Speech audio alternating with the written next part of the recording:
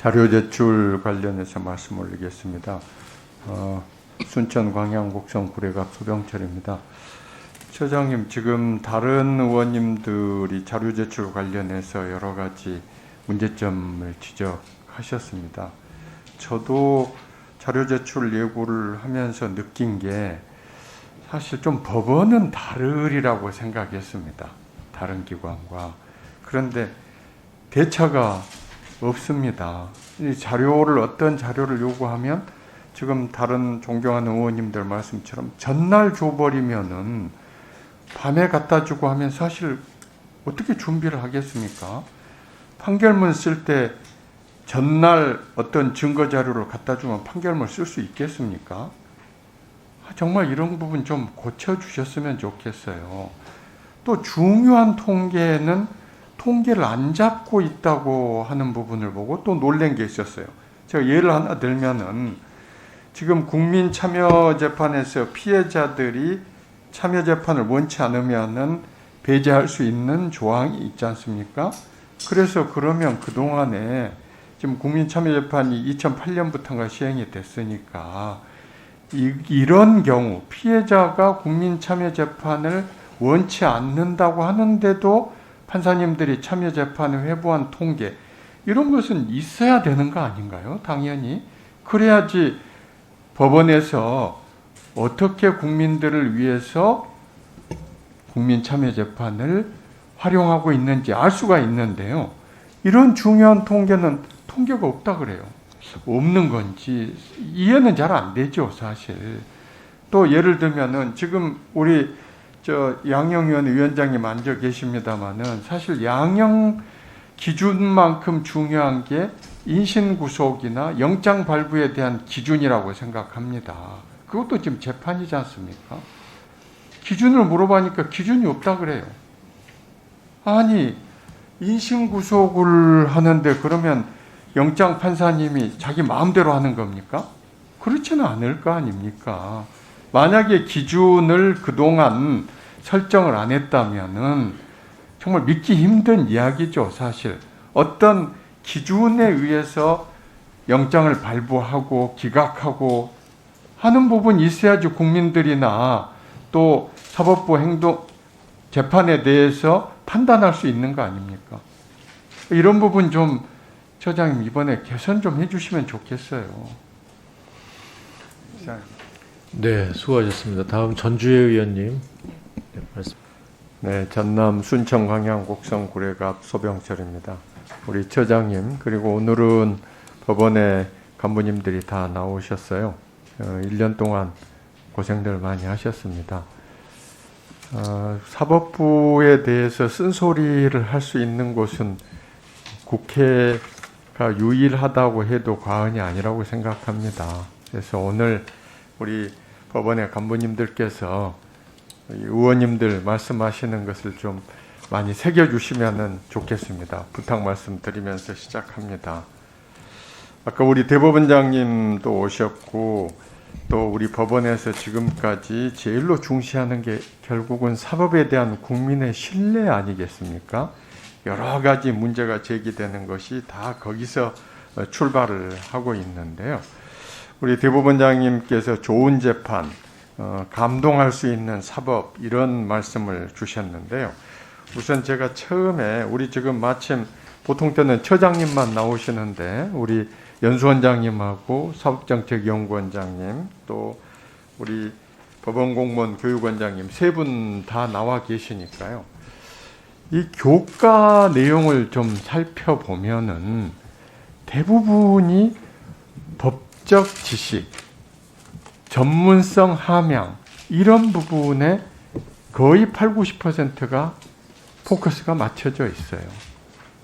여러분 지금 국민들이 사법개혁을 원하고 법원에 대해서 원망하고 비난하는 게 이런 것 가지고 비난하는 거 아니지 않습니까? 국민들의 아픔을 제대로 이해해 주지 못한다. 정관예우가 심하다. 또 권위주의적이다. 이런 부분들. 아까 지금 대법원장님의 좋은 재판, 감동 이런 거 굉장히 주관적이고 감성적인 내용이에요. 근데 여러분 이 지금 교과목에 보면은 도대체 그런 과목은 있지를 않아요. 그러니 어떻게 판사님들이나 우리 법원의 공무원들께서 국민들의 그런 부분을 이해할 수 있겠습니까? 우리 사법연수원장님 한번 제가 방금 말씀드린 것에 대해서 간단히 한번 답변 한번 줘보십시오. 예, 사법연수원은 그런 법관으로서의 지녀야 될 품성, 가치, 국민에 대한 신뢰를 얻기 위한 여러 방안에 대해서도 세미나라든가 이런 방안을 통하면서 하고 있습니다. 부족한 점이 알겠습니다. 있다면 더욱더 원장님. 강화하도록 그러니까 지금 하겠습니다. 원장님 답변 들으면 굉장히 실망스러워요. 지금 원장님 답변한 내용과 지금 여기 여러분들이 지금 제출한 자료 보고 제가 말씀드린 겁니다. 제발 앞으로 국민들이 사법부에 대해서 뭘 원하는지 여기 지금 교과목들은요, 죄송하지만 공급자 위주예요. 사법에 대한 수요자인 국민들이 원하는 교육 좀 시키십시오. 응? 지금 우리 옆에 양형위원회 위원장님 나와 계시는데요. 참 제가 지난번 법사위 때도 우리 양형위원회에서 당신이 판사입니다. 참 정말 좋은 프로그램입니다. 말씀을 드렸어요. 국민들이 어떻게 생각하는지를 판사님들이나 법원 공무원들이 교육받지 않고 개인한테 맡겨두는 겁니까? 제발 처장님 좀 그 부분에 대한 개선에 대한 견해 좀 잠깐 말씀 주십시오. 예, 지금 존경하는 위원님 말씀에 크게 공감을 합니다. 그리고 무엇보다도 저희들이 강조하는 좋은 재판을 위해서는 법관들 스스로가 큰 일대각성이 필요하다는 그런 취지의 말씀으로 이해를 하고 있습니다. 알겠습니다. 특히 감사합니다. 이 사법 서비스를 받는 국민들 입장에서 생각하고 교육도 연구해보라는 말씀을 저희들이 잘 그 정책에 반영하도록 하겠습니다. 참고로 한 말씀만 드리면 저희들도 그런 그 중요성을 인식하고 있기 때문에 최근에 얼마 전에 성범죄 피해자 및 시민단체들과 직접 판사님들이 모여서 최근 성범죄와 그에 대한 처벌 또 양형에 관해서 함께 토론했던 그런 알겠습니다. 노력도 하고 있습니다. 저도 기사 봐서 아주 네. 잘하신 일이라고 생각합니다. 지금 법원의 그 예전에 판사님들 익명 게시판이 지금도 존재합니까? 예, 그렇습니다. 네. 그 익명 게시판에 올라왔던 글 중에 정관 예우에 대한 부분 인터넷에 공개된 걸 좀 봤어요. 이게 무슨 좀 죄송한 말씀입니다만은 시장에서 지금 물건 거래하는 것 같은 대화가 오고 갔더라고요. 아, 그분 과거에 뭐 잘 알았어. 아, 처음에는 거절했는데 알고 보니까 같은 인연이 있대. 아니, 이게 정말 우리 대한민국 법관들의 대화라고 볼 수 있을까? 아니, 정관 중에 처장님, 실력 있고 능력 있으면 당연히 좋은 재판 할 수 있죠. 문제는 정관 예우에 대해서 국민들이 비난하는 것은 그겁니다. 인연이 있다고 무조건 봐줘야 된다. 이런 부분인데요. 사실 지금 정관 예우에 대해서 법원에서 여러 가지 제도를 내놓고 있지 않습니까? 뭐 예. 인연을 챙겨보고 뭐 하는데, 그런데 처장님, 이 글을 보면은 문제가 뭐냐면요. 인연이나 근무했던 그런 특별한 관계가 문제가 아니라, 죄송하지만 판사님들 사고방식이 문제인 거예요. 이 부분에 대해서 처장님, 정관 예우를 지금 개선하기 위해서 법원에서 여러 가지 제도들을 시행하고 있지 않습니까? 생각 좀 바꾸는 교육 좀 해주십시오. 생각을. 이 글을 보고 국민들이 어떻게 느낄 것인지에 대해서 필요하면은 국민들이 가서 직접 말할 수 있는 기회를 주셔야죠. 한번 좀 개선을 부탁드리고요. 우리 양형위원회 위원장님께 좀 질문 드리겠습니다. 위원장님, 지금 우리 그 양형위원회 구성을 보면은 위원이나 자문위원이 대부분이 법률 전문가가 대부분이에요. 그렇죠? 위원장님 네. 1분만 더 주십시오. 예, 그렇습니다. 네, 네. 죄송하지만 지금 우리 위원장님 정말 저도 개인적으로 존경하고 우리 사회에서 존경받는 분이신데요. 지금 위원장님이 7대신가요? 7기입니다. 네. 7대 지금 위원장님이신데요. 과거에 제가 보니까 한 분만 학자 출신이 계시고 대부분이 법원 아니면 검찰 고위직을 하셨던 분들이더라고요. 그런데 위원장님 아시다시피 우리가 지금 양형위원회 모델로 삼고 있는 미국 같은 경우에 학자들이 그러지 않습니까? 법조인을 가급적 배제시켜라. 특히 사법부 인사를. 그 이유가 왜 그러겠습니까? 법률 전문가들이 생각하는 양형 기준과 일반 국민들이 괴리가 있는 겁니다. 우리 위원장님 한번 대대적으로 위원장님 계실 때 이 위원회를 좀 개편해 주실 의향 없으실까요? 제 권한 사항인지는 제가 좀 생각해 봐야 될 것 같고요. 좀 실제로 영국을 저희가 모델로 했는데 저희보다 법관 비율이 훨씬 더 높은 걸로 저는 지금 기억이 나는데요. 실제로 업무를 해보니까 말씀하신 대로 이제 법관들은 또는 뭐 검찰에서도 오시고 변호사님들도 이제 법률 업무에 너무 익숙하시다 보니까 좀 새로운 유형의 범죄라든가 새로운 사회 변화 이런 것을 쫓아가는데 좀 늦을 수 있다고 저도 시인을 합니다. 근데 그 문제를 어떻게 극복할 건지는 저희 양형위원회에서 많이 연구해 보도록 하겠습니다. 네. 알겠습니다. 마지막으로 처장님 아까 제가 두 가지 자료 말씀드렸었는데요. 국민참여재판에서 성범죄 피해자들이 재판받기 싫다고 하는데도 재판에 회부한 혹시 통계가 되면 오후에 좀 부탁드리고요. 그리고 지금 우리 존경하는 김진애 의원님께서도 말씀하신 게 영장 재판에 도대체 이게 기준을 모르겠다라고 깜깜이 재판 같은데 영장에 대한 중앙지법에서 기준이 판사님들끼리 보는 게 있다고 저희가 좀 들은 적이 있는데요. 혹시 영장 재판에 대한 내부적으로 보는 기준이 있다면 그것도 좀 제출 부탁드리겠습니다. 예, 네. 제출 가능한 자료인지 저희가 검토를 해서 적극적으로 임하도록 하겠습니다. 네, 수고하셨습니다. 다음은 존경하는 장제원 의원님 질의해 주시기 바랍니다. 네, 전남 순천 광양 곡성 구례갑 출신 소병철입니다. 처장님이나 위원장님 장시간 수고가 많으시네요. 오전에 제가 이 사법 신뢰에 대해서 말씀을 좀 드렸습니다. 그래서 국민들 생각하는 거하고 법원에 계신 분들하고 괴리가 있다.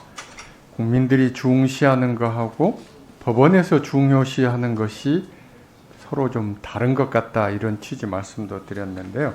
먼저 우리 양형위원회 위원장님 아까 우리 양형위원회가 영국 모델을 네. 좀 많이 본받았다. 그래서 영국은 지금 전문가 위주로 많이 돼 있다 말씀하셨죠. 영국도 법관도 많이 들어가 있고요. 네, 맞습니다. 저희가 영국은 주로 이제 전문가 위주로 네, 돼 있는데 그렇습니다. 사실 저희가 양형 기준하면 이제 대부분의 사람들이 미국을 떠올리지 않습니까? 근데 위원장님 미국은 좀 다른 거 알고 계시죠? 비전문가들을 중심으로 양형위원회가 구성이 돼 있고 또 그 법학자들이 사법부가 양형위원회를 주도하는 것을 피해라. 그래서 위원회에 극히 소수 일부만 법관들이 들어가고 하는 것 위원장님도 알고 계시죠?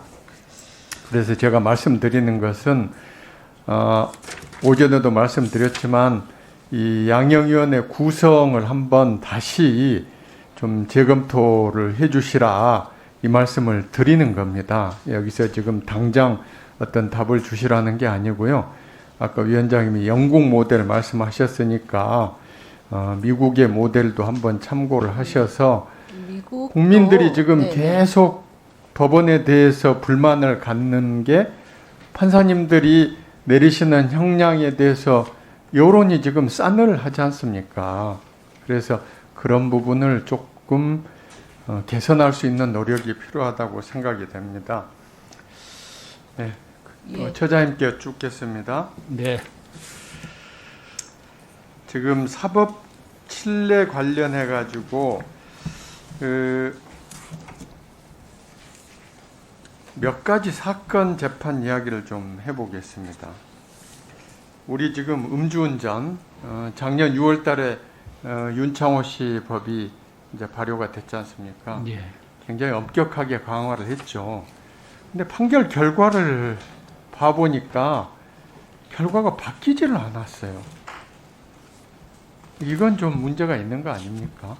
국회에서 법까지 개정을 할 때는 사실 법원에서 그게 안 나오니까, 국민들이 기대하는 양형이 안 나오니까 지금 법까지 개정을 했는데, 그럼에도 불구하고 판결을 분석해 보니까 바뀌지는 않았어요. 이 부분 좀 처장님 좀 개선이 필요하다고 그런 분석이 생각합니다. 있다면 저희들이 좀 참고도 하고 또 네. 반성적 고려도 있을 필요가 있겠습니다. 다만 알겠습니다. 그전 아마 법 시행 전 사건들이 그 후에 선고된 것들도 있고요. 네, 네. 또 개개의 사건마다 조금 특수성은 있겠습니다만 기본적으로 한번 윤창호법의 검토를 네네, 그런 그 해주시면 개정 좋겠고요. 취지를 좀 충분히 네. 반영할 필요가 있다고 생각합니다. 오전에 제가 자료 제출 요구 2가지를 드렸는데 2가지 다 자료가 안 왔던데요. 네. 왜 안 왔습니까?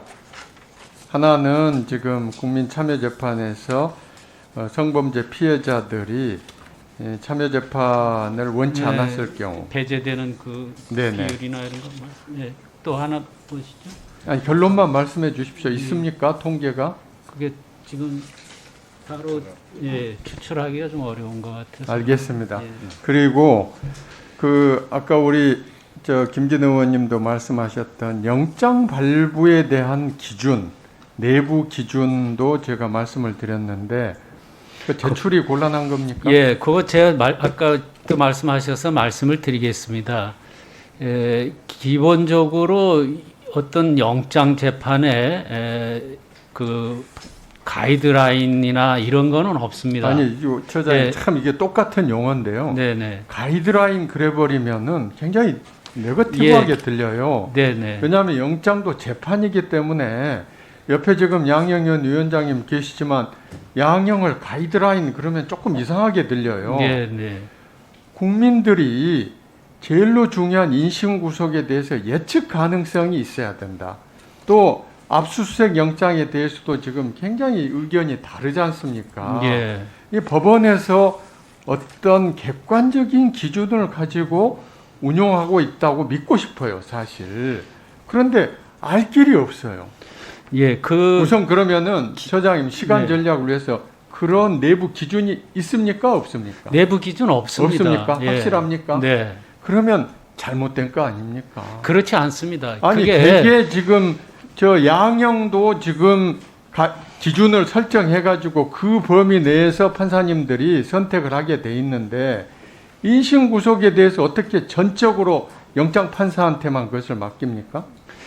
양형 기준하고는 조금 차원이 다른 문제인데요. 이 알겠습니다. 영장 재판의 경우에 아니, 처장님과 지금 법리 논쟁을 하려는 건 아니에요. 다만 네. 저희 입장에는 이제 국민의 목소리 입장에서 제가 네. 처음 법사위 때 묻지마 폭행에 대한 영장 기각에 대해서 말씀을 드린 적이 있었어요. 기억합니다. 예.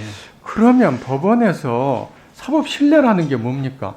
여러분들이 생각하는 정의는 정의가 아니에요. 국민이 생각하는 정의가 정의인 거죠. 아니, 영장이 청구되고 나면 이게 발부되는지 기각되는지 도통 알 길이 없어요. 청구가 됐을 때 심지어 지금 검찰에서도 폭행사건 몇 주에는 벌금 얼마 이런 기준이 있지 않습니까? 물론 그 기준대로 운용은 안 하지만 국민들 입장에서 일응의 예측이 가능해요.